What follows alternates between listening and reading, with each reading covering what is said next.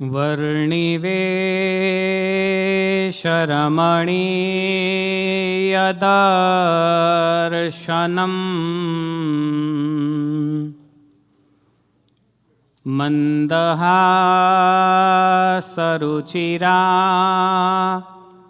નનાંબુજમ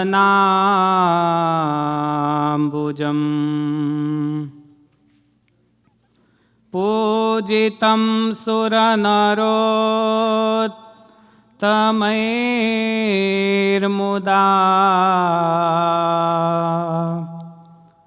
ધર્મનંદનમહં વિચિંતયે.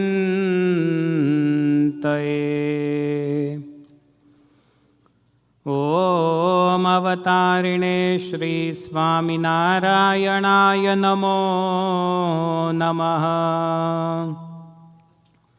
ઓમ શ્રી હરિકૃષ્ણાય નમો નમઃ. ઓમ શ્રી પૂર્ણપુરુષોત્તમાય નમો નમઃ. ઓમ શ્રી સહજાનંદ સ્વામિને નમો નમઃ. બોલે સ્વામિનારાયણ ભગવાન કી જય. શ્રી હરિકૃષ્ણ મહારાજ કી જય. શ્રી લક્ષ્મીનારાયણ દેવ કી જય. શ્રી રાધા કૃષ્ણ દેવ કી જય. શ્રી સિયાવર રામચંદ્ર ભગવાન કી જય. શ્રી સિદ્ધેશ્વર મહાદેવ કી જય. શ્રી વિઘ્ન વિનાયક દેવ કી જય.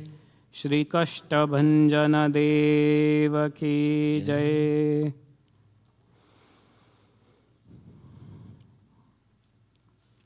જય સ્વામિનારાયણ. સર્વોચ્ચ તીર્થક્ષેત્ર શ્રી વડતાલ ધામ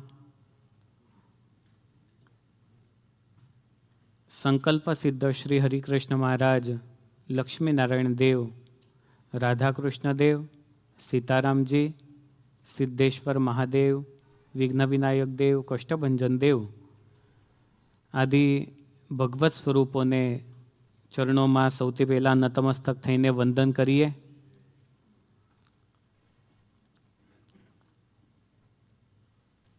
આજની આ રવિવારની દિવ્ય સભા આપણા પ્રાણ પ્યારા સંકલ્પ સિદ્ધ શ્રી હરિકૃષ્ણ મહારાજ અને લક્ષ્મીનારાયણ દેવને આજે સરસ મજાનો કેરીનો અન્નકૂટ અર્પણ કરેલો છે. ફલકૂટોત્સવ, મેંગો જ્યુસ અર્પણ કરેલું છે.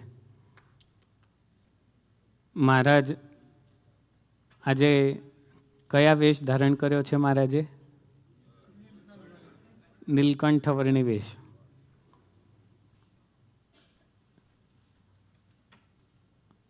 નીલકંઠ વર્ણી વેશ ધારણ કરીને મહારાજ ક્યાં ગયા હતા? વન વિચરણમાં ગયા હતા ને. આ જુઓ, હવે આ હિમાલયમાં જે ગયા હતા ને યાત્રામાં, તો આ વર્ણિરાજ નીકળ્યા છે. તમે બધા હિમાલયમાં આવ્યા હતા તો ઉઘાડાયા હતા કે કપડા સાથે આવ્યા હતા? ભૂપેન્દ્રભાઈ, કપડાં લીધા હતા? કેટલી બેગ હતી?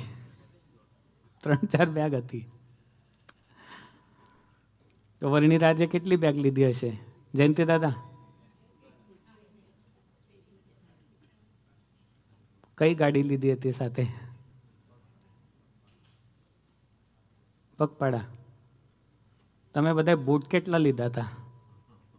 ટ્રેકિંગના બૂટ જુદા, ચપ્પલો જુદી. વર્ણિરાજે શું લીધું હશે સાથે?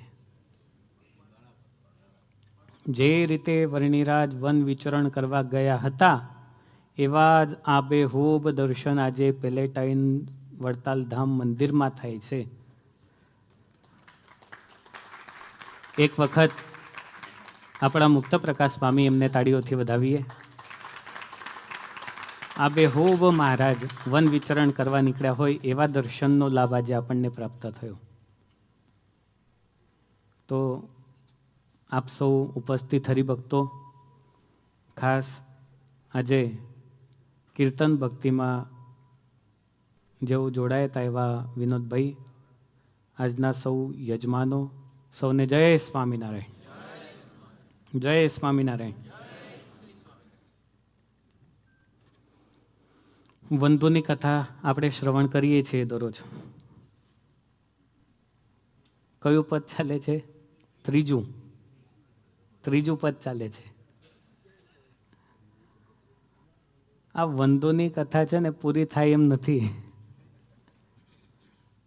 જેવો પાટોત્સવ પૂરો થયો ને એટલે આપણા દાદા જસભાઈ કેવરભાઈના પિતાશ્રી તો કે સ્વામી વંદુની કથા પછી ક્યારે ચાલુ થશે હવે? તો આજે દિવસ આવ્યો. ત્રીજા પદનું ગાન કરીને પછી કથામાં પ્રવેશ કરીશું. બરાબર? બધાએ ભાવથી પદનું ગાન કરવાનું છે અને બધાએ ગાવાનું. વાલા મને વશ કીધી વ્રજરાજ, વાલપ તારા વાલ મારે લોલ. વાલા મને વસ કે દેવ્રજનાર, વાલમ તારા વાલ મારે લોલ. એ મન મારો તલપે જોવા કાજ, તીબ કડી છે ગાલ મારે લોલ. મન મારું તલખે જોવા કાજ, ટીબકડી છે ગાલ મારે લોલ. હાલ તારી નાસિકા નમણીનાથ, અધર બિંબલાલ છે રે લોલ. વાલા તારી નાસિકા નમણીનાથ, અધર બિંબલાલ છે રે લોલ. ઓ છેલા મારા પ્રાણ કરો કુરબાન, જોયા જેવી ચાલ છે રે લોલ. છેલ્લા મારા પ્રાણ કરો કુરબાન, જોયા જેવી ચાલ છે રે લોલ. વાલા તારા દંત દાડમના બીજ, ચતુરાઈ ચાવતારે લોલ. વાલા તારા દંત દાડમના બીજ, ચતુરાએ ચાવતારે લોલ. એ વાલા મારા પ્રાણ હરો છો નાથ, મીઠું મીઠું ગાવતારે લોલ. વાલા મારા પ્રાણ હરો છો નાથ, મીઠું મીઠું ગાવતારે લોલ. વાલા તારે હસવે હરાણું ચિત્ત, બીજું હવે નવ ગમે રે લોલ. વાલા તારે હસવે રાણું ચિત્ત, બીજું હવે નવ ગમે રે લોલ. એ મન મારો પ્રેમ સખી નાથ, કે તમ કે દેભ મેરે લોલ. મન મારું પ્રેમ સખી નાથ, કે તમ કે દેવ મેરે લોલ. વાલા મને વશ કીધી વ્રજરાજ, વાલપ તારા વાલ મારે લોલ. બે કડી આપણી પૂરી થઈ છે. એમાં એક છેલ્લું એક પદ બાકી છે. છેલ્લા મારા પ્રાણ કરું કુરબાન, જોયા જેવી ચાલ છે રે લોલ. આખી કડીનો ભાવ છે. આ કડીનો અર્થ તમને શું સમજાય છે? છેલ્લા મારા પ્રાણ કરું કુરબાન, જોયા જેવી ચાલ છે રે લોલ. એટલે કયા અર્થમાં છે આ કડી? મહારાજની ચાલ છે ને, ચાલના અર્થમાં છે. સૌથી પહેલા તો છેલ્લા એવા શબ્દોનો પ્રયોગ એ પ્રેમ સખીએ કરેલો છે. વંદુના પદોની જ્યારે રચના થઈ રહી છે, મહારાજ સમક્ષ પ્રેમ સખી સારંગીના તાર જોડીને એ પદોને મહારાજ સમક્ષ ગાઈ રહ્યા છે. ત્યારનું વાતાવરણ કેવું અદ્ભુત હશે.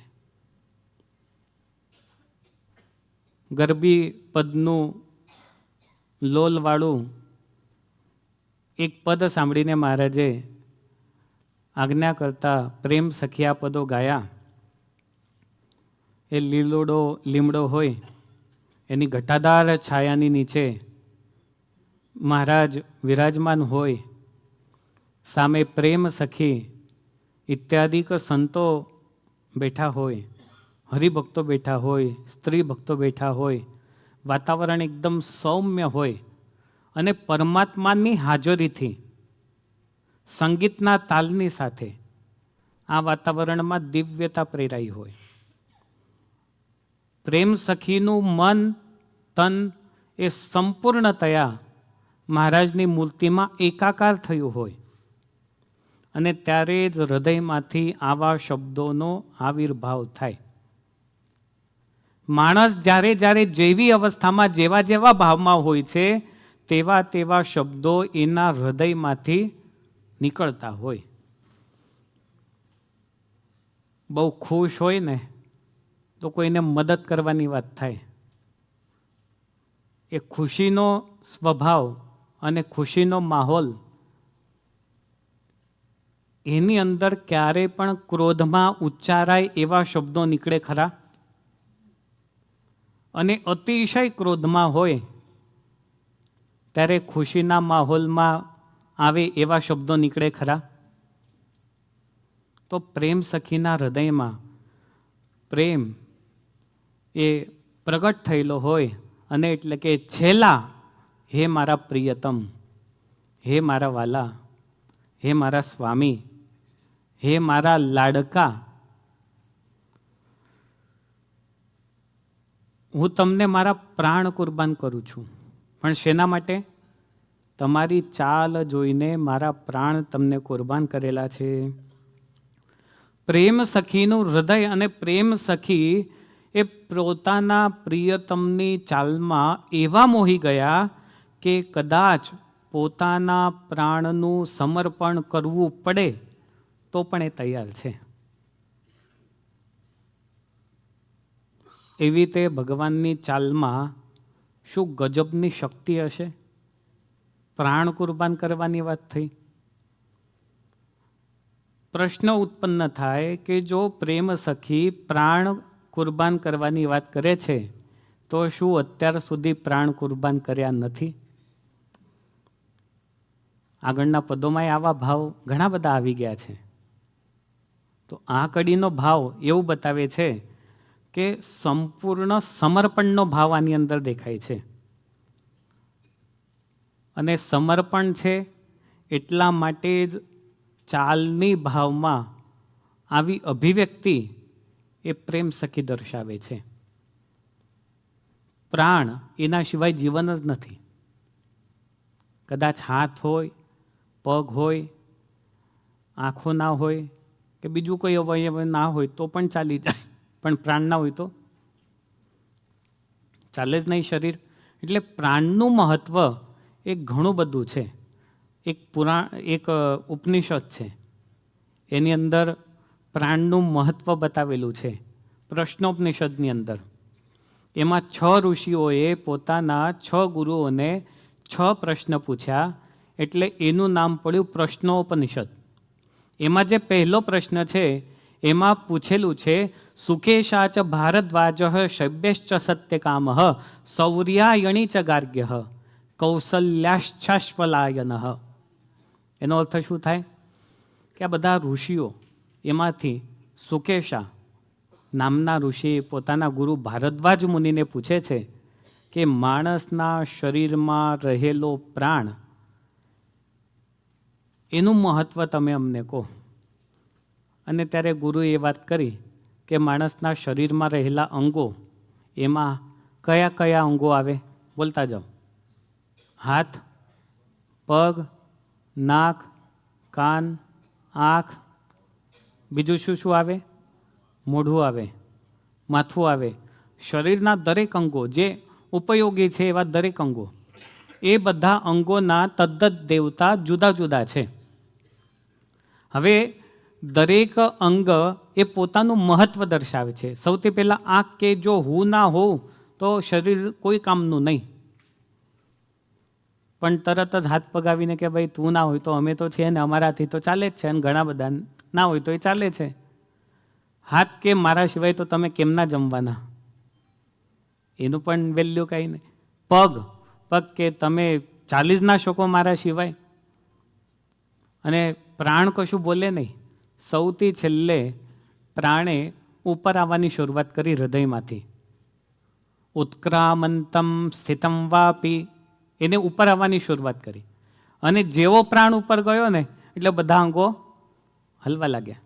તમે કોઈ મૃત્યુ અવસ્થાનો પુરુષ હોય ને એને જોજો, છેલ્લી ઘડીમાં કંપન થાય બોડીમાંથી જ્યારે પ્રાણ નીકળે ત્યારે. તો જ્યારે પ્રાણ ઉપર જાય છે ત્યારે શરીરના દરેક અંગો એ કંપાયમાન થાય છે. એનો અર્થ એવો થયો કે પ્રાણ સિવાય બીજા કોઈ પણ અંગ એનું મહત્ત્વ નથી. પ્રાણ હોય તો બીજા બધા અંગોનું પણ મહત્ત્વ છે. તો પ્રેમ સખીની તમે ભાવદશા તો જુઓ. છેલ્લા મારા પ્રાણ કુરબાન જોયા જેવી ચાલ છે રે લોલ. હે મહારાજ, હે પ્રિયતમ, મારા પ્રાણ તમને કુરબાન છે. અને એટલે જ પ્રાણ એ મહારાજમય છે. અને એટલા માટે જ સ્વામીની સારંગી એમાંથી સજની શ્રીજી મુજને સાંભર્યા રે, હૈડે હરખરયો ભરાય સજની શ્રીજી મુજને સાંભર્યા રે. ભગવાન શ્રી હરિના વિયોગમાં જીવન જ નથી. પ્રાણ એકાકાર થયેલા છે. અહીંયા છે ને કુરબાન શબ્દ છે. બોલો તો કઈ કડી છે? છેલા મારા જોયા જેવી ચાલ છે રે લો. કુરબાન શબ્દ છે. તો કુરબાન શબ્દ એ હિન્દીનો શબ્દ છે, ગુજરાતી શબ્દ છે કે બીજો કોઈ શબ્દ છે? ઉર્દુ શબ્દ છે, અરબી શબ્દ છે કુરબાન શબ્દ. જેવી રીતે સંસ્કૃતમાં ધાતુ છે એવી રીતે ઉર્દુ ભાષામાં પણ ધાતુ છે. એમાં ક ર બ એવો એક ધાતુ છે, એના પરથી આ કુરબાન શબ્દ બને છે.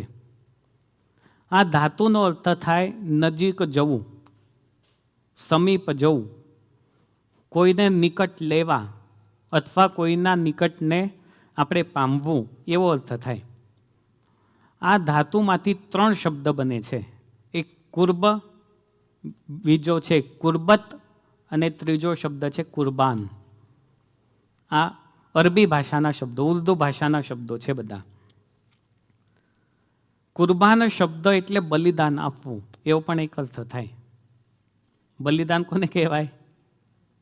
એટલે મારવું એને જ કહેવાય ને.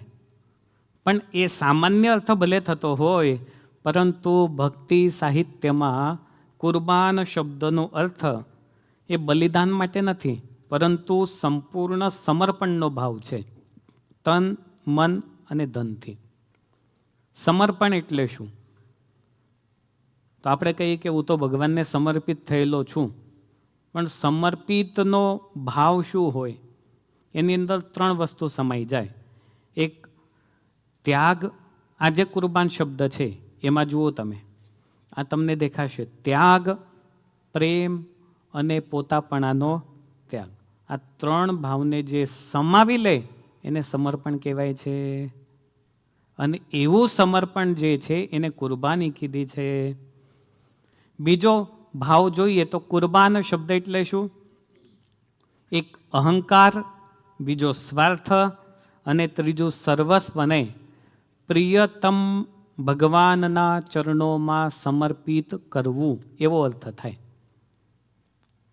કુરબાન, જ્યારે પ્રિયતમ એ પ્રેમી સાથે વાત કરતા હોય ને, ત્યારે એક એક શબ્દનું મહત્વ હોય છે.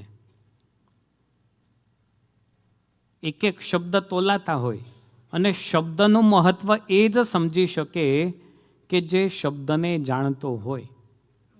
શબ્દની તાકાત એ અમાપ છે, અફાટ તાકાત છે. એ નિત્ય છે શબ્દ, એની શક્તિ પણ નિત્ય છે. એ શબ્દ કુરબાન શબ્દ, તો અહંકારનો ભાવ એ પણ ભગવાનને સમર્પિત થઈ જાય. અહંકાર એટલે શું? તમે એમ કહેશો કે ન કયું માન્યું એટલે અહંકારનો ભાવ આવે, પણ અહંકાર સિવાય જીવન જ નથી. અહંકાર શબ્દ કેવી રીતે બને સંસ્કૃતમાં? તો અહમ અને ક્રય કરણે ધાતુ, આ બે ભેગા થાય ત્યારે અહંકાર શબ્દ બને છે. આજે આપણે સંસ્કૃત ગ્રામર શીખીએ છીએ થોડું. અહંકાર શબ્દ હું કરું છું એવો ભાવ. સપોઝ તમારામાંથી કોઈ સૂતા હોય, મગનભાઈ, છગનભાઈ કે કોઈ ચિંટુ પિંટુ સૂતા હોય.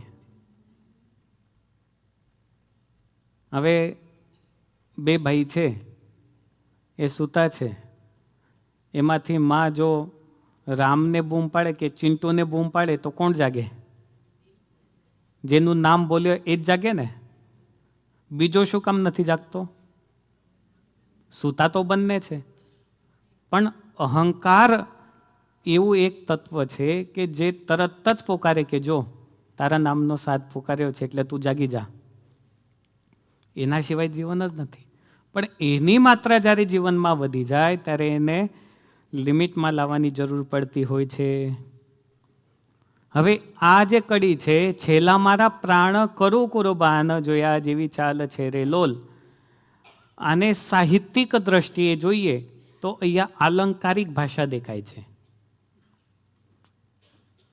જે થોડો સાહિત્યમાં રસ ધરાવતા હોય એમને તરત ખ્યાલ આવશે અહીંયા કયો અલંકાર છે. સંગીતકાર બોલો. હા, નહીં ખબર? ઓ, તમારો વિષય છે આ તો સાહિત્યનો. છેલ્લા મારા પ્રાણ કરું કુરબાન, અહીંયા અતિશયોક્તિ અલંકાર દેખાય છે. હવે અતિશયોક્તિ એટલે જે કદાપી ના થવાનું હોય એવી વાત કરી દેવી. હવે તમારી જ વાત કરી એનું ઉદાહરણથી તો તમે જ્યારે બહુ ખુશ હો ને ત્યારે કહી દો કે સ્વામી મારું જીવન તો ટોટલ ભગવાન માટે જ છે. આપણે તો ભગવાન માટે બધું જ કરી જાણીએ. આ જુઓ મેં આવું કર્યું, તેવું કર્યું, ને આટલું કરી નાખ્યું, પેલું કરી નાખ્યું. પણ જ્યારે વાસ્તવિક સમય આવે સમર્પણનો, ત્યારે તો અતિશયોક્તિથી જે વાતો ઉચ્ચારાયેલી હોય એ અતિશયોક્તિ અલંકાર કહેવાય. આ સાહિત્યિક ભાષામાં દેખાય છે.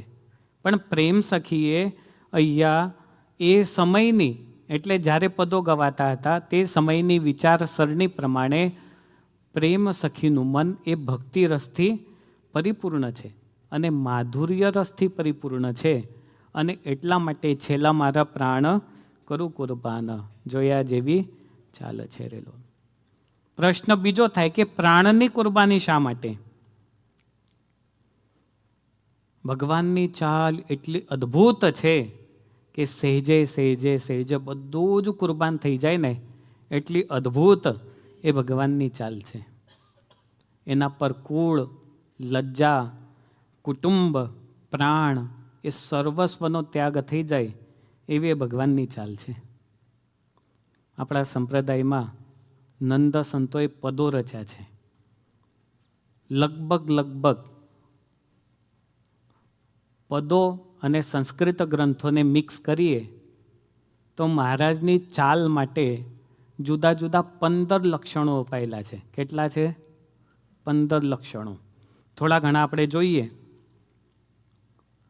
તો એક છે અલબેલી ચાલ. પ્રેમ સખીના પદોમાં છે અલબેલી ચાલ છબીલી રે. અલબેલી ચાલ છબીલી રે. આમાં બે ચાલ દેખાય છે. એક તો અલબેલી. અલબેલી એટલે શું થાય? આપણ થોડો ઉર્દુ ભાષા જેવો શબ્દ છે અલબેલા, અલબેલી. એટલે એ અલખ નિરંજનની જેમ એ મસ્ત, કોઈ ચિંતા જ નહીં ને. પોતાના જીવન સાથે કે પોતાએ જોયેલું હોય એવા વ્યક્તિઓની ચાલ સાથે આ વાક્યોને તમે કમ્પેર કરતા જાઓ તો તમને ખ્યાલ આવે કે કેટલાય વ્યક્તિ જુઓ તમે, એની ચાલ પરથી તમને ખ્યાલ આવી જશે કે આ કેવો ચાલે છે. અલબેલી એટલે જેને કોઈ ચિંતા ના હોય, એ અલમસ્ત થઈને ચાલતા હોય. છબીલી, છેલ છબીલા એવા શબ્દો છે ને, એ પણ એવા જ અર્થમાં છે. વિશેષણ એક આપેલું છે લલિત ગતિ ચાલ. લલિત એટલે થોડી મંદ પણ એકદમ આનંદથી ચાલતી ચાલ. એટલે લલિત ગતિ લટકટ આવે લાલ. પ્રેમ સખીના પદોમાં જ આપણ ઉપમા આપેલી છે. જો ખ્યાલ હોય તો આવી ઉપમાઓ અપાય, ના ખ્યાલ હોય તો. બીજી એક ચાલ છે લટકાળી ચાલ. એ સદગુરુ નિષ્કુળાનંદ સ્વામી એમનું પદ છે. લટકાળો લટકંતો રે આવે. લટકાળો લટકંતો રે આવે. લટકાળો લટકંતો રે આવે. લટકાળો લટકંતો રે આવે. એ મોહન મોરલી વાતો રે વાલા. મોહન મોરલી વાતો રે. વાલો મોહન મોરલી વાતો રે. લટકાળો લટકંતો રે આવે. લટકાળો લટકંતો રે આવે. જ્યારે આ કથા થાય ને ત્યારે મહારાજની મૂર્તિ એ શબ્દો સાથે આપણી આંખો સમક્ષ આપણને દર્શન થવા જોઈએ તો એ જીવનમાં સાર્થક થયું કહેવાય. જો વર્ણિરાજની ચાલનો વિડીયો ત્યાંથી પ્લે થાય, તમે જુઓ એમની ચાલ. લટકાળો લટકંતો રે આવે. લટકાડી ચાલ છે એટલે એ લટકા કરતા જાય જુદા જુદા. કોઈ ભગત દેખાય તો તરત જ હાવ ભાવ ઊંચા કરતા જાય. પ્રાણીઓ હોય તો એના પર કૃપા દ્રષ્ટિ કરતા જાય. લટકાડી ચાલ છે મહારાજની, સરસ મજાની. બીજું એક વિશેષણ આપેલું છે હંસગતિ ચાલ.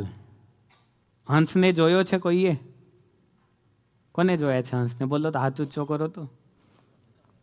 ક્યાં જોયા હંસને?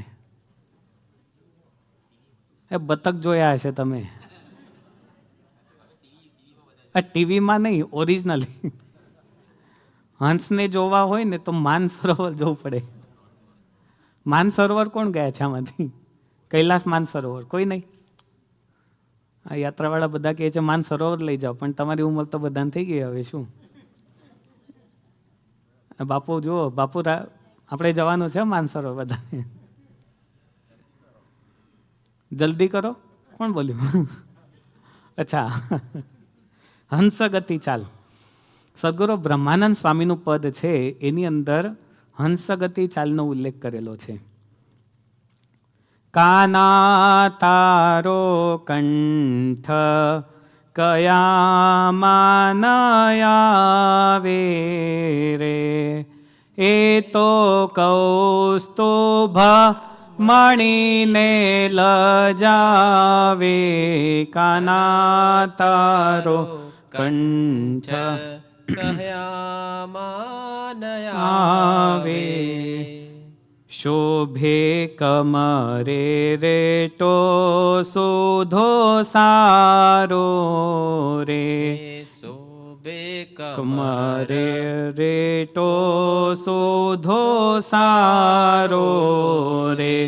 જ્ઞાની ધ્યાનીનો દિવસ ગુજારો રે. ચાલ જોઈ લાજે હંસ બિચારો, કાના તારો કંઠ કયામાં.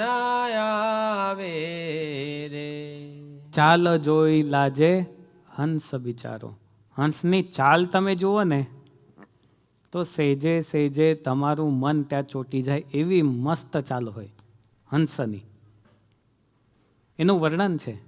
હંસની ચાલ કેવી હોય તો એકદમ ધીમે અને શાંતિથી ચાલે. શ્વેત વર્ણ હોય, શરીર મોટું હોય, અને જ્યારે ચાલે છે ને ત્યારે એને જોવાનું ગમે સૌને. એટલે હંસ ગતિ ચાલ. એની ગતિમાં કોમળતા છે. ભલે ધીમે ચાલે છે પણ લાગે કે કોમળતાથી ચાલે છે અને લયબદ્ધ ચાલે છે. જ્યારે ચાલતા હોય ને ત્યારે તમે જુઓ ગતિમાં કોમળતા અને લય આ બહુ જરૂરી છે. કેટલાક વ્યક્તિ શાંતિથી ચાલે, પગ પછાડીને ચાલે તો ક્રોધ હોય કાં તો ભાઈ ઊંડા વિચારમાં જતા રહ્યા હોય અને પગ ધપ ધપ ધપ કરતા ચાલે તો એમાં કોમળતા નથી. કદાચ લય પણ એની અંદર દેખાય નહીં. પણ હંસની ચાલ જોઈને જોનારાને આનંદ આવે છે. એટલે હંસની ચાલમાં ગતિ, સૌમ્યતા, શોભા અને મર્યાદા આ 4 વસ્તુનો સમાવેશ થાય. મર્યાદા. મોટા મોટા પંડિતો, ખાસ કરીને અમે જ્યારે ભણતા ને ત્યારે શાસ્ત્રાર્થમાં જવાનું થતું. 7 સ્ટેટ્સ ત્રિપુરામાં અગરતલા સિટી છે. અગરતલામાં ઇકફા યુનિવર્સિટીમાં ઓલ ઇન્ડિયા ત્યાંથી બધા સંસ્કૃતના વિદ્યાર્થીઓ માટે શાસ્ત્રાર્થ રાખેલો. એમાં ગુજરાત સ્ટેટ તરફથી હું પણ ગયો હતો. એની અંદર વિષય એક જ હતો, શબ્દસ્ય નિત્યત્વમ. આ વિષય ઉપર 12 કલાક સુધી શાસ્ત્રાર્થ ચાલેલો. 12 કલાક સુધી. વિચાર કરો. નહીં ખાવાનું, નહીં પીવાનું, કશું જ નહીં, એક સાથે શાસ્ત્રાર્થ.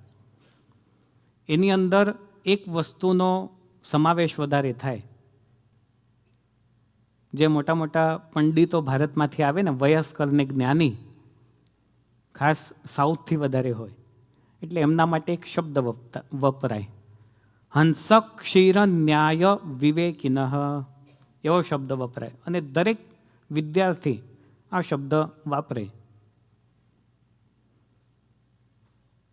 શબ્દસ્ય નિત્યત્વમ હંસ ક્ષીર ન્યાય વિવેકિનઃ ઇતિ પંડિતાઃ. આટલા જ ભાવ ઉપર જ્યારે ઘણી બધી ચર્ચાઓ થાય તો એનો ભાવ એવો દેખાય કે હંસ એની અંદર એક મર્યાદા હોય છે. પાણી અને દૂધ એ તમે મૂકો, જો દૂધમાંથી પાણી નીકળી જાય તો શું વધે? દૂધને પાણીમાં બાળી નાખો તો શું વધે? માવો વધે. દૂધનો માવો, પેલો કાઠિયાવાડનો માવો નહીં. દૂધનો માવો વધે. પણ જો દૂધમાં પાણી હોય તો એને પાણીને અને દૂધને છૂટું કરવું હોય તો થઈ શકે ખરું? એને ઘાટું કરી શકાય. ગરમ કરીને તમે ટોટલ એને બાળી દો તો માવો બને છે. પણ હંસની અંદર એવી શક્તિ છે કે દૂધ અને દૂધ મૂક્યું હોય તો એમાંથી દૂધના કણો પી જાય, છેલ્લે ચોખ્ખું પાણી દેખાય. એટલે સારું ગ્રહણ કરવું એ હંસ ક્ષીર ન્યાય વિવેક કહેવાય છે. તો હંસની અંદર આટલા ગુણો છે અને એટલે મહારાજની ચાલ એને હંસ ગતિ સમાન કહેલી છે. સદગુરુ પ્રેમ સખીનું પદ છે, પિયા મેરા પ્યારા મોહન મતવાલા. પિયા મે મોહન મતવાલા ચાલ ચલત કલ હંસ કી સુંદર ચાલ ચલત કલ હંસ કી સુંદર કરગ્રહી રેશમી રૂમાલા પિયા મેરા પ્યારા મોહન મતવાલા. ચાલ ચલત કલ હંસા કી સુંદર, એવી મહારાજની ચાલ. એક ઉપમા મહારાજની ચાલ માટે આપે છે, ગજગતિ ચાલ. આ તો લગભગ તમે બધા જાણતા હશો આના વિશે. પ્રેમ સખીના પદોમાં લગભગ આનો ઉલ્લેખ વધારે થયેલો છે. એક પદ છે, તમે બધા કાયમ ગાઓ છો. શોભા સાગર શ્યામ તમારી મૂર્તિ પ્યારી રે, મૂર્તિ પ્યારી રે, નાખું મારા પ્રાણવારી રે. શોભા સાગર. શ્યામ તમારી મૂર્તિ પ્યારી રે. હવે સમજવા જેવું છે. ચાલ ચતુરાઈ જોઈને ગજ કહે ધિકાર રે, પ્રેમાનંદ કહે શિર નાખે ધૂળ વારંવાર રે. શોભા સાગર શ્યામ તમારી મૂર્તિ પ્યારી રે. ચાલ ચતુરાઈ જોઈને ગજ કહે ધિકાર રે. હાથી બોલે. પણ કવિની ઉપમાઓને કલ્પના છે. પ્રેમાનંદ કહે શિર નાખે ધૂળ વારંવાર રે. હવે હાથીના માથે હાથી પોતે ધૂળ કેવી રીતે નાખે? પણ ઉપમા અલંકારનો આની અંદર વધારે ઉપયોગ થયેલો છે. હાથી પણ પોતે લજ્જિત થઈ જાય એવી ભગવાનની અલમસ્ત ગજ ચાલ છે. ગજ ચાલ એના માટેનો ભાવ શું છે? તો એક તો ગાંભીર્ય. હાથી ચાલતો હોય ત્યારે તમે જોજો એકદમ ગંભીરતાથી ચાલે. ચાહે વાઘ આવે કે ચાહે સિંહ આવે કે ગધેડો આવે કે જે આવે તે, એને કોઈની સાથે લેવા દેવા, એકદમ ગંભીરતાથી ચાલે છે. ઐશ્વર્ય એમાં દેખાય તમને. આટલું વિશાળ શરીર, મહાકાય શરીર, ઐશ્વર્યવાન. હાથી જોઈને કોને આનંદ ન થાય? વડોદરાની અંદર મહારાજ ગાયકવાડ સરકારે ઇન્વાઇટ કર્યા અને ત્યારે હાથી ઉપરની જે સવારી નીકળે ને, આખું વડોદરા શહેર મહારાજના દર્શન કરવા માટે આવેલું. એ ગજગતિ. પધારે વટપત્તન સ્વામી, સરસ મજાનું પદ છે. ગજગતિ એટલે ઐશ્વર્ય. એક સ્થિરતા. હાથી ચાલે ને તો સ્થિર ચાલે છે, એક સરખો ચાલે છે. પ્રભાવશાળી ગતિ. એના પગ પડે ને એટલે જોજો લાગે કે કેટલો પ્રભાવ છે આનો, હાથીનો. એટલો પ્રભાવ. એટલે ગતિ, પ્રભાવશાળી, શક્તિ અને ગૌરવ, આ બધા ભાવ એ ગજગતિ ચાલમાં આવે છે. એટલે એક કહેવત પડી છે, તમે બધા એને જાણો છો. હાથી ચલે બજાર, કુત્તે ભોકે હજાર. સાંભળ્યું છે ને? બોલો તો. હાથી ચાલે, કુત્તે ભોકે. એટલે હાથી જ્યારે નીકળે ને ગલીમાંથી, એટલે આજુબાજુ ગલીવાળા કૂતરાઓ બધા ભેગા થઈ જાય. અમારા એરિયામાં આવ્યો, અમારા એરિયામાં આવ્યો. પણ એરિયામાંથી ગમે ત્યાંથી પસાર થાય, પહેલાં ભસભસ કરે, પણ આનું શું કરી લેવાના છે? અને પહેલાંને કંઈ પડી નથી, તમે ચાલુ રાખો. એ તો એની રીતે ચાલતો જ જાય. ગજગતિ ચાલ એવી મહારાજની ચાલ છે. એક વિશેષણ અપાય છે, સિંહગતિ ચાલ. આ ખાસ કરીને સંસ્કૃત સાહિત્યમાં વિશેષણ અપાય, સત્સંગી જીવનમાં છે. સિંહગતિ ચાલ. કંસ એ શ્રી કૃષ્ણ ભગવાનને આમંત્રણ આપે મથુરાની અંદર. 11 વર્ષની ઉંમર. બલરામ અને કૃષ્ણ ભગવાન બંને ત્યાં નીકળ્યા. સૌથી પહેલાં તો કુવલયા પીડ નામનો હાથી, એની સાથે યુદ્ધ થાય. રંગભૂમિની અંદર મલ્લ, ચાણૂર ઇત્યાદિ બધા મલ્લો તૈયાર હોય, કંસ ઉપર બેઠો હોય. આખું મથુરા નગર એ રંગભૂમિમાં એકત્રિત થયેલું હોય.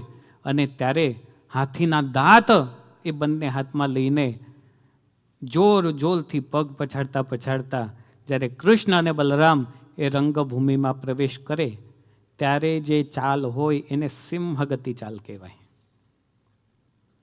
ત્યારે ભાવ કેવો? આજે મલ્લોને પણ પતાવવા છે અને આજે કંસના અત્યાચારથી મથુરાને પણ મુક્ત કરવી છે, એવા ભાવથી જે ચાલ નિર્માણ થાય એને સિંહગતિ ચાલ કહેવાય. એક વિશેષણ છે સોહામણી ચાલ, એટલે શાંતિથી ચાલતા હોય, એકદમ સૌહાર્દ ભાવથી ચાલતા હોય. તો આવા અનેક વિશેષણો એ નંદ સંતોએ પોતાના પદોમાં મહારાજની ચાલ માટે આપેલા છે. હવે આપણે તો કંઈ જોવા માટે નહોતા, પણ આ પદો પરથી અને આ શબ્દો પરથી તો આપણે અનુમાન લગાવી શકાય કે મહારાજની ચાલનો વૈભવ એ કેટલો સમૃદ્ધ હશે.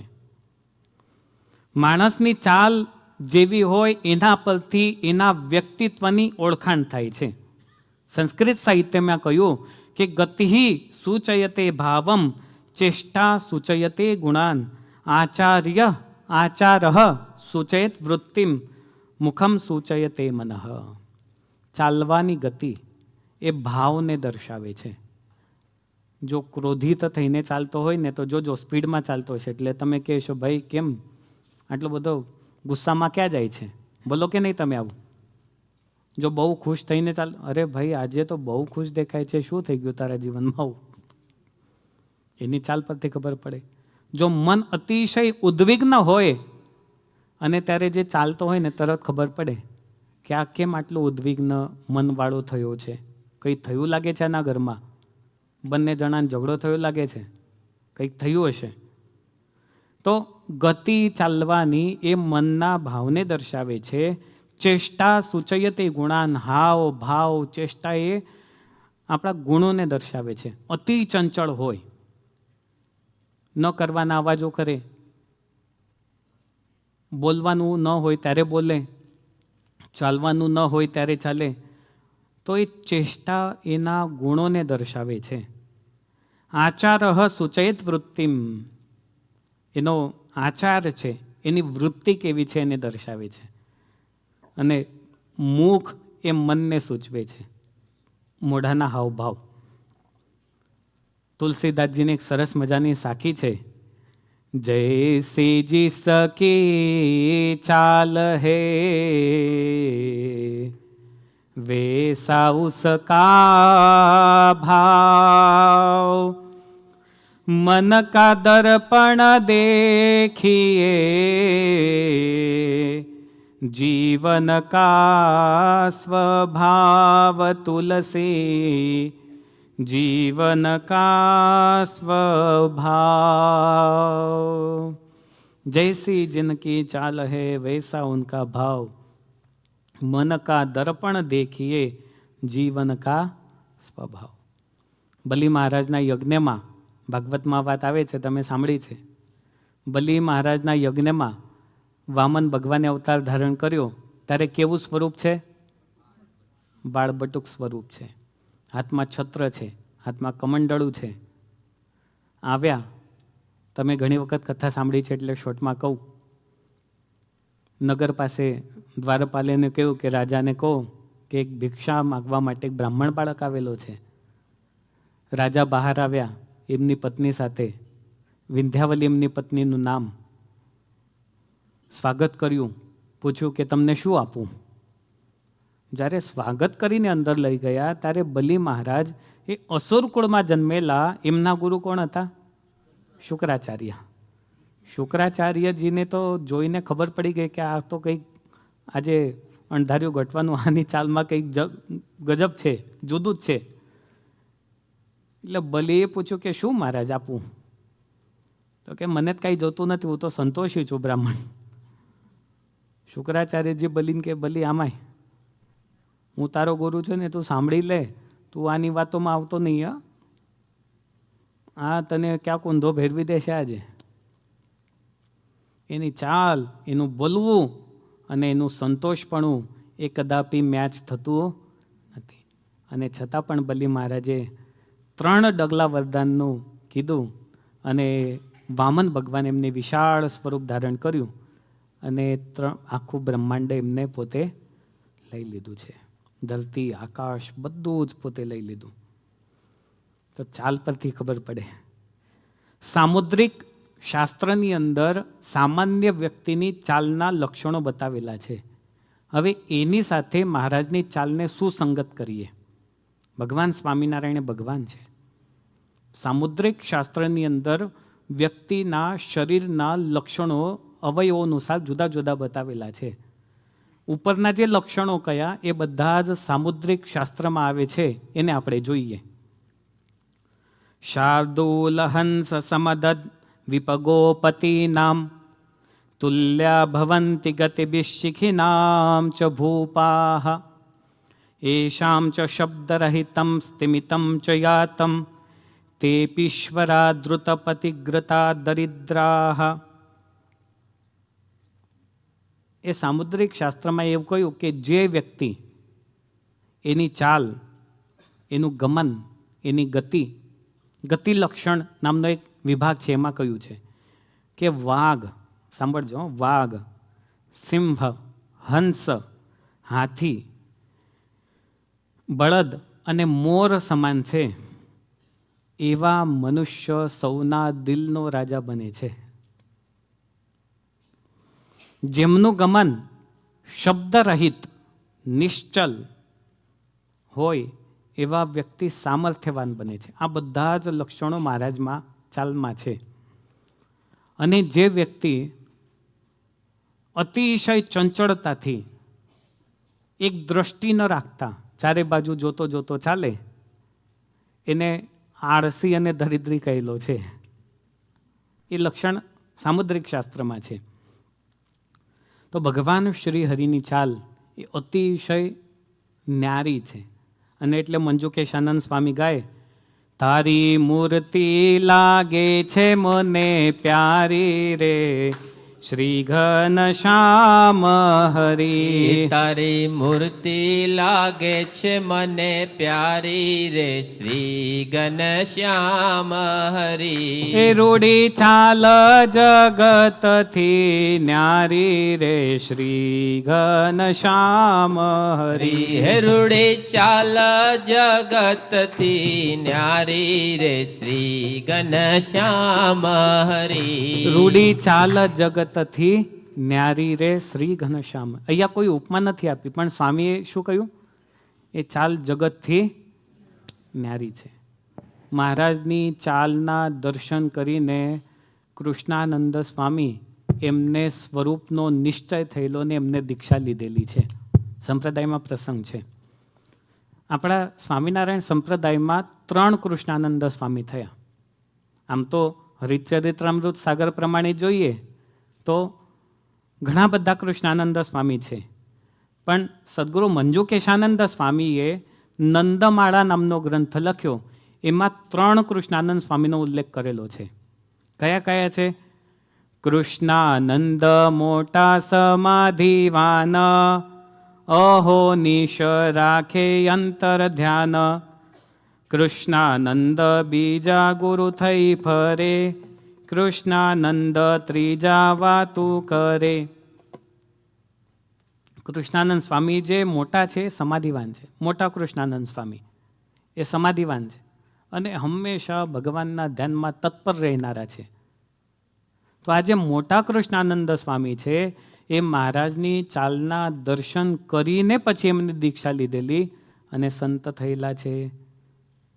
હવે પ્રસંગ એવો થયેલો, અને જે બીજા કૃષ્ણાનંદ છે એ ગુરુ થઈને ફરે, એટલે મોટા છે, ગુરુ છે. અને ત્રીજા કૃષ્ણાનંદ છે એ બહુ સારો સત્સંગ કરાવે. એટલે 3 કૃષ્ણાનંદ સ્વામી હતા. જ્યારે 2-3 વ્યક્તિ સમાન નામના એક વિભાગમાં થઈ જાય તો એમની જે વિશેષતાઓ હોય ને એના પરથી એમની ઓળખાણ થાય. જો સારી ઓળખાણ થાય તો બરાબર છે, બાકી જો ખોટા સ્વભાવ હોય તો ખોટા સ્વભાવથી પણ ઓળખાણ થાય. તો એવા કૃષ્ણાનંદ સ્વામીના ઉલ્લેખ જોવા મળે છે. એમાં જે મોટા કૃષ્ણાનંદ સ્વામી છે એમનો જન્મ ગુજરાતના ઉત્તર ગુજરાતમાં રાણપુર ગામમાં થયેલો છે. ઔદિત્ય બ્રાહ્મણ જ્ઞાતિની અંદર એમના પિતા શ્રી પરમાનંદ વ્યાસ હતા. ત્યાં સદગુરુ કૃષ્ણાનંદ સ્વામીનું પ્રાગટ્ય થયેલું, અતિશય વૈરાગ્યવાન. અને જ્યારે ભગવાન શ્રી હરિના દર્શન કર્યા અને ભગવાન શ્રી હરિની ચાલ જોઈને ત્યારે તરત સમજ્યા કે આવી ચાલ તો ભગવાન સિવાય કોઈની હોય જ નહીં. અને એટલે ઘરે કહી દીધું કે હવે હું ઘરે પાછો આવીશ નહીં, હું તો જઉં છું હવે સ્વામિનારાયણ ભગવાન પાસે. મહારાજની ચાલના દર્શન કરીને સંસારને મૂકી દીધો અને એમને દીક્ષા લીધી. અને ભગવાન સ્વામિનારાયણે એમનું ખુદ નામ પાડ્યું કૃષ્ણાનંદ સ્વામી. કેવી અદ્ભુત ચાલ કે જે સંસારનો ત્યાગ કરી દે તો બીજાની શું વિસાત રહી, એવી ભગવાનની ચાલ હતી. એ કૃષ્ણાનંદ સ્વામી માત્ર કવિ જ નહોતા, સારા ગવૈયા પણ હતા. પ્રસંગ છે કે જ્યારે 1883ની સાલમાં, સંવત 1883ની સાલમાં ઈચ્છારામભાઈ ગઢપુરની અંદર ધામમાં ગયા ત્યારે ગઢપુરમાં દાદા ખાચરના દરબારમાં સભા ભરાઈ. ત્યારે બ્રહ્મમુનિનું એક પદ છે, લગાડી તે પ્રીતલાલ, એ પદ બ્રહ્માનંદ સ્વામી રચેલું છે. તો મહારાજે કૃષ્ણાનંદ સ્વામીને કહ્યું, સ્વામી આ બ્રહ્માનંદ સ્વામીનું પદ તમે ગાઓ. અને સભાની અંદર સ્વામીએ એવું સરસ પદ ગાયું ને મહારાજ રાજી થયા અને પોતાનો વેશ, પોતાનો પોશાક એ મહારાજે સ્વામીને અર્પણ કરેલો, કૃષ્ણાનંદ સ્વામીને. એ શૂરવીર હતા, અતિશય શૂરવીર.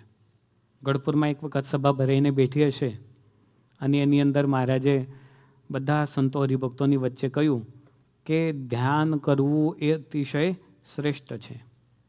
સભાની અંદર જ્યારે પણ બેસો ને ત્યારે નાસિકાગ્ર દ્રષ્ટિ કરીને બેસો. આ બહુ અઘરું છે. નાસિકાગ્ર દ્રષ્ટિ એટલે શું? આ આંખોથી નાકને જોવું, બીજું બધું તો જોવાય પણ આંખને જોવું છે ને એક સાધના છે, નાકને જોવું. તો મહારાજ કે આજે સભામાં નાસિકાગ્ર દ્રષ્ટિ કરીને બેસો. એવી દ્રષ્ટિ કરવાની કે ક્યાંય આજુબાજુ જોવાનું નહીં. અને બીજું, મચ્છર કરડે, મકોડો કરડે કે કીડી કરડે કે બીજું કંઈ આવે શરીર ઉપર ચાલે, ફીલ થાય તોય હલવાનું નહીં કે ઊભા થવાનું નહીં. બોલો, છે એવા કોઈ સભામાં? અહીંયા નહીં, ત્યાંની વાત છે, મહારાજ કહેતા હતા. અહીંયા તો છે જ નહીં કોઈ.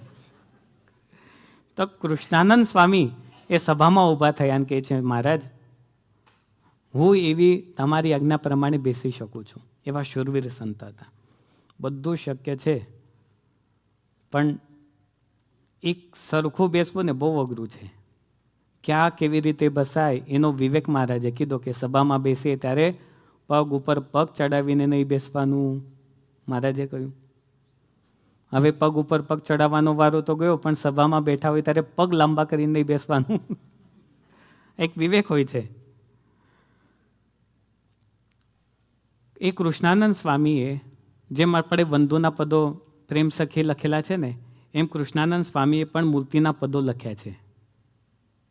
એ 4 પદો છે. એવા જ ઢાળમાં, એવા જ રાગમાં, આવો મારે મંદિર સહજાનંદ મનોહર શ્રી હરિ રે લોલ. ઓ મારે મંદિર સહજાનંદ મનોહર શ્રી હરિ રે લો. પદો તો બહુ સરસ છે. 4 પદમાં સ્વામીએ મૂર્તિનું બહુ સરસ વર્ણન કરેલું છે. મહારાજની ચાલનું એવું ગજબ ઐશ્વર્ય અને ગજબ શક્તિ હતી કે પોતાના પ્રાણ કુરબાન થઈ જાય ને એવી ગજબની ચાલ મહારાજની હતી. વર્ણિ વેશે જ્યારે મહારાજ વનમાં ગયા, આ વર્ણિરાજના દર્શન થાય છે, ત્યારે ચાલ કેવી રહી હશે? એ પર્વત ઉપર જ્યારે ચડવાનું હોય ત્યારે મહારાજની ચાલ કેવી હશે? તમે બધા હમણાં 4 ધામ યાત્રામાં આવેલા તો ચાલ કેવી હતી? આમ તો તમને ચાલવાનું હોતું જ નહીં. જે ચાલ્યા એમને ખબર હતી કેમ ચાલવું. પણ ચડવું એની ચાલની ગતિ જુદી હોય, સરફેસ ઉપર ચાલવું એની ગતિ જુદી હોય. વર્ણિ વેશે જ્યારે મહારાજે વન વિચરણ કર્યું, 7 વર્ષ સુધી ગજબનું વિચરણ કર્યું અને ત્યારે આવા સંપ્રદાયની સ્થાપના થઈ છે. 7 વર્ષ સુધી. આ એક મોટું તપ છે. અષાઢ સુદ દશમના દિવસે મહારાજે ગૃહત્યાગ કર્યો અને વન વિચરણનો પ્રારંભ કર્યો. 7 વર્ષ સુધી ચાલતા ચાલતા છેલ્લે લોજમાં આવ્યા ને, અને પછી ત્યાં સ્ટે થયા. ત્યાં સુધી ક્યાંય પણ કોઈ પ્રલોભનમાં મહારાજ રોકાયા નહીં. સમાજને સારી દિશા આપવા માટે, અનંત જીવાત્માઓને મોક્ષભાગી બનાવવા માટે આ મહારાજે વન વિચરણ કરેલું એ અષાઢ સુદ દશમના દિવસથી થયેલું. અને એવા દર્શન આજે આપણને થાય છે વલ્લીરાજના. તો ત્યારની ચાલ મહારાજની એ પણ જુદી જુદી હોય. અમારા મોટા ગુરુ છે ને કાયમ કહેતા હોય કે આ સત્સંગમાં આવવું છે ને દરેકનું કામ નથી. એ સત્સંગમાં આવ્યા તો કેવી રીતે આવ્યા? તમે બધાએ દર્શન કર્યા છે. આ રજનીભાઈ તો કાયમ ગુરુ સાથે વાત કરતા હોય. આપણા પ્રદીપભાઈ શું કહે છે ગુરુ? કે વર્ણી વેશે મહારાજ વનમાં નીકળ્યા હશે, એકાદો કીડો મકોડો આપણે હોઈશું અને મહારાજની દ્રષ્ટિ આપણા પર પડી હશે ને, ત્યારે એ પૂરું કરતાં કરતાં કરતાં અત્યારે જન્મ મળ્યો સત્સંગમાં. ત્યાં સુધી ના મળે. સત્સંગમાં આવવું અને સત્સંગનો લાભ પ્રાપ્ત થવો એ બહુ મોટા પુણ્ય હોય ને તો જ થાય, બાકી થાય નહીં. એવું ગજબનું વિચરણ મહારાજનું. તો આટલા બધા વિશેષણો સ્વામી આપેલા છે. અને એટલે સ્વામી કહે છે, છેલ્લા મારા પ્રાણ કરું કુરબાન, જોયા જેવી ચાલ છે રેલો. હવે આગળની કથા આવતા સત્રમાં સાંભળીશું. ભગવન નામ સહ્યા કથાને વિરામ. જય સ્વામિનારાયણ.